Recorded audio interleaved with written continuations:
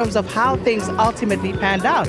If you look at the energy situation and how that has impacted on the South African economy, he was there.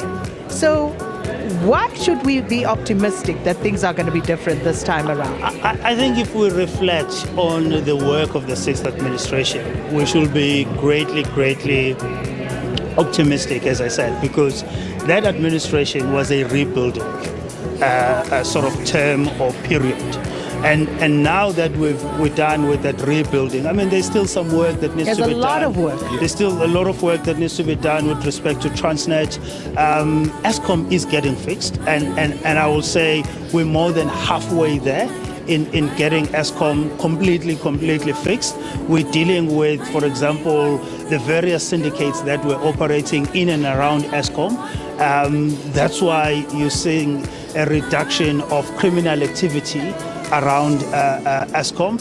And so we have a great deal to be optimistic about, because all of that work will now begin to bear tangible fruits. It has to. It has to. We certainly hope it does, right? Because South Africans have waited, actually, and have given the opportunity before. And I mentioned this the last time as well, that it feels like there were several corners where we could have turned, and we didn't. So hopefully that certainly does happen this time around. But Vincent Magwenya, thank you very much. And we will, no, he will continue. A few minutes is all he'll be unemployed for, as he signs off from this paper to that one.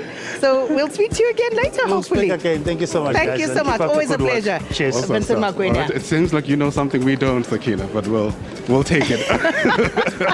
All right, so we still have an amazing vantage point of the situation as it unfolds here at the amphitheater of the Union Buildings. A number of dignitaries have arrived. Dare I say, Raila Odinga, we spotted, former Prime Minister of Kenya, and several others as well. And Mbalente Mteto is part of our team, watching things from her own vantage point. Mbalente, tell us who you have and what you're seeing with just, 10 minutes before the formal program begins.